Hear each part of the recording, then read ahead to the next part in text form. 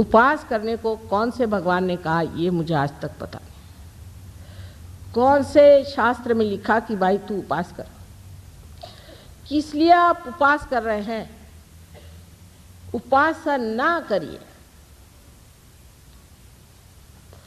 जिस दिन भगवान का जन्म हुआ उसी दिन उपास शुरू। जिस दिन श्री गणेश का जन्म हुआ उस दिन उपास करेंगे। श्री राम का जन्म हुआ उस दिन उपास करेंगे।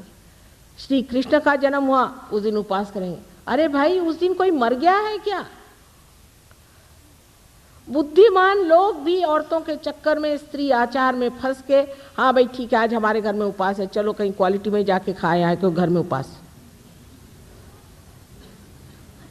इस तरह से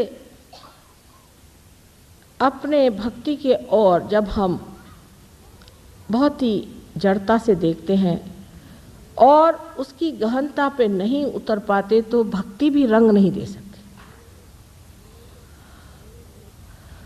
इस प्रकार अनेक तरह से अनेक विध भक्तियाँ, जैसे गज़लें हैं। अब गज़लें का लिए भगवान के लिए, मैंने कहा ऐसी कैसे शराब में हो सकती गज़लें? ये तो किसी शराबी की लिखी हुई दिखाई देती है, कैसे? नहीं, वो शराब पी के भगवान में रखते। अच्छा, ये तो मैंने सुना नहीं कभी। ऐसी विचित्र विचित्र बातें हमारे अंदर सदियों से चली आ रही हैं और उसी पे हम चलते जा रहे हैं, क्योंकि हमारे अंदर जो आँख परमात्मा को जानने की है वो खुली नहीं। इन सब चीज़ों से अंदर में बसे हुए जितने भी देवता हैं सब नाराज हो जाते हैं।